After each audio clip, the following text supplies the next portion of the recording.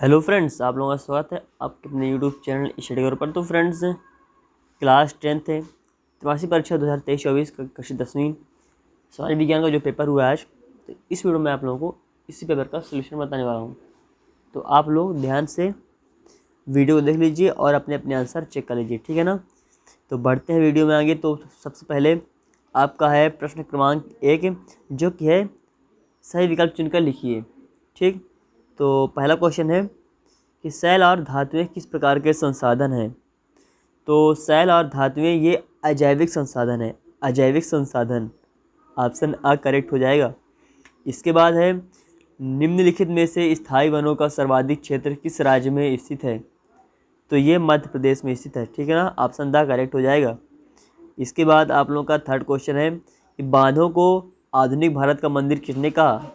तो ये ऑप्शन बा करेक्ट हो जाएगा, जवाहरलाल नेहरू ने। इसके बाद है चौथा क्वेश्चन, बाल्कन क्षेत्र के निवासियों को क्या कहा जाता था। तो इन्हें स्लाव कहा जाता था, ठीक है ना, स्लाव। ऑप्शन बा करेक्ट हो जाएगा। इसके बाद आप लोगों का पांचवा क्वेश्चन है कि दक्षिणी अमेरिका में एल्डोराडो क्या है। तो इसका ऑप्शन सा करेक्ट हो जाएगा कि किंवदंतियों की बदौलत सोने का शहर है ये। ठीक, इसके बाद छठवां क्वेश्चन है कि HDI का पूरा नाम क्या है। तो इसका हो जाएगा ऑप्शन आ, मानव विकास सूचकांक।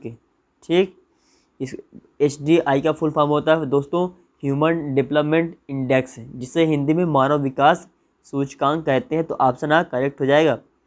इसके बाद आप लोगों का दूसरा क्वेश्चन है रिक्त स्थानों की पूर्ति कीजिए। पहला इसमें है भारत में सघन वन क्षेत्र कितने प्रतिशत है।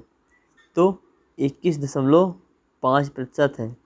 ठीक, इसके बाद सरदार सरोवर बांध किस राज्य में है। तो ये गुजरात राज्य में है और ये नर्मदा नदी में बना है, ये सरदार सरोवर बांध। तो ये गुजरात राज्य में है। इसके बाद थर्ड क्वेश्चन है कि राष्ट्रवाद को चित्रों के माध्यम से दर्शाने वाले फ्रांसीसी कलाकार कौन थे। तो ये थे फ्रेडरिक सारियो, फ्रेडरिक सारियो, ये करेक्ट आंसर हो गया। इसके बाद आप लोगों का नेक्स्ट प्रश्न है, चौथा क्वेश्चन है कि अंतर्राष्ट्रीय एजेंसी मुक्त व्यापार की अनुमति देती है और देशों के बीच आपसी व्यापार पर काम करती है। तो ये कौन सी अंतर्राष्ट्रीय एजेंसी है दोस्तों। तो ये है विश्व व्यापार संगठन, विश्व व्यापार संगठन। ये विश्व व्यापार संगठन है, जिसे हम लोग शॉर्ट में कहते हैं WTO, वर्ल्ड ट्रेड ऑर्गेनाइजेशन। ये आपका चौथे क्वेश्चन का आंसर हो गया। इसके बाद आप लोगों का पांचवा लोकतंत्र का मूल मंत्र है। तो लोकतंत्र का मूल मंत्र है स्वतंत्रता, स्वतंत्रता, समानता और भाईचारा। ये लोकतंत्र के मूल मंत्र हैं। और भाईचारा, ये लोकतंत्र के मूल मंत्र हैं। इसके बाद आप लोगों का छठवां क्वेश्चन है कि ये संगठन मानव विकास रिपोर्ट प्रकाशित करता है। तो ये जो रहता है ये संयुक्त राष्ट्र विकास कार्यक्रम, ये जो संगठन है यही मानव विकास रिपोर्ट प्रकाशित करता है, जिसे संयुक्त राष्ट्र विकास कार्यक्रम, जिसे शॉर्ट में कहा जाता है UNDP। ये मानव विकास रिपोर्ट प्रकाशित करता है। इसका UNDP का फुल फॉर्म होता है यूनियन नेशनल डेवलपमेंट प्रोग्राम। ठीक, तो ये आपका छठवें क्वेश्चन का आंसर हो गया। इसके बाद आप लोगों का थर्ड क्वेश्चन है सत्य सत्य लिखिए। पहला क्वेश्चन इसमें कि 19वीं सदी के मध्य में इटली 10 राज्यों में बटा था। तो ये आपका असत्य हो जाएगा। ठीक, असत्य। सेकंड है श्रीलंका में 1956 में बौद्ध धर्म को अपनाया गया एवं शासकीय धर्म घोषित किया गया। तो ये सत्य है। थर्ड है सर्वोच्च न्यायालय के न्यायाधीशों की नियुक्ति राष्ट्रपति करता है। तो ये भी सत्य है। GDP का पूर्ण नाम सकल घरेलू उत्पाद कहलाता है। ये सत्य है। देश की प्रति व्यक्ति आय की गणना जनसंख्या के आधार पर की जाती है, तो ये भी सत्य है। छठवां है स्थिर आय नहीं होने से काम के अवसर में कमी होती है, तो ये असत्य है। तो ये आपके फत वाले क्वेश्चन के आंसर हो गए। इसके बाद प्रश्न क्रमांक 4 है सही जोड़ी बनाइए, जिसमें पहला है मत्स्य पालन। तो मत्स्य पालन जो होता है फ्रेंड्स, ये आपका प्राथमिक क्षेत्र में आता है, यानी प्राइमरी सेक्टर में।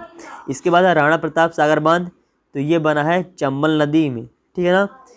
हीराकुंड बांध, तो ये बना है महानदी में। इसके बाद है विमुद्रीकरण, जिसे इंग्लिश में डिमोनेटाइजेशन कहते हैं, तो ये 2016 में हुआ था फ्रेंड्स, ठीक। इसके बाद रोलेट एक्ट, तो ये 1919 का है। इसके बाद उद्योग कारखाना, तो ये आपके द्वितीय क्षेत्र में शामिल होते हैं या फिर आते हैं, तो ये आपकी सही जोड़ी हो गई। इसके बाद आप लोगों का प्रश्न क्रमांक 5 है, देखते हैं इनको भी। तो एक शब्द या फिर एक वाक्य में उत्तर बताना है, लिखना है। पहला है वियना की संधि कब और किसके बीच हुई थी। तो वियना की संधि 1815 ईस्वी में हुई थी, और ये जो हुई थी ये रूस ऑस्ट्रिया और प्रसा और इंग्लैंड के बीच ये संधि हुई थी, इंग्लैंड के बीच, ठीक। वियना की संधि 1815 ईस्वी में हुई थी, और ये रूस ऑस्ट्रिया प्रसा और इंग्लैंड के बीच हुई। इसके बाद आप लोगों का सेकंड क्वेश्चन है पूर्ण स्वतंत्रता का प्रस्ताव कब पारित हुआ। तो पूर्ण स्वतंत्रता का प्रस्ताव 26 दिसंबर 1928 को पारित हुआ। पूर्ण स्वतंत्रता का प्रस्ताव 26 दिसंबर 1928 को पारित हुआ। इसके बाद तीसरा क्वेश्चन है कि G77 क्या है। तो G77 है ये विश्व के विकासशील देशों का समूह है। G77 विश्व के विकासशील जो देश हैं, विकासशील देशों का समूह है, ये, ठीक।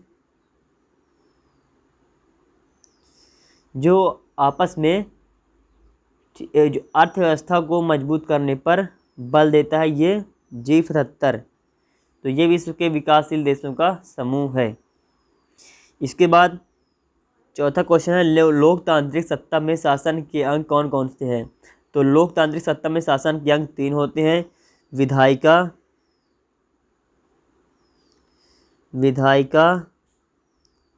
कार्यपालिका और न्यायपालिका।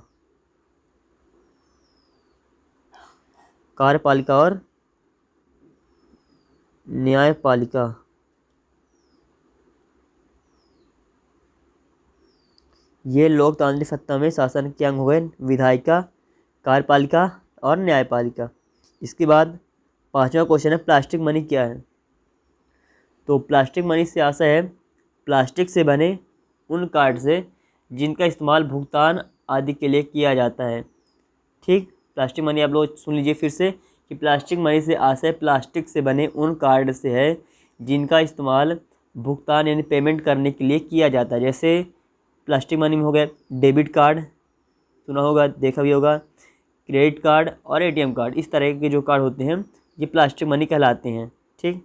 इसके बाद है छठवां क्वेश्चन कृषि क्षेत्र में कौन सी बेरोजगारी पाई जाती है। तो कृषि क्षेत्र में मौसमी बेरोजगारी पाई जाती है,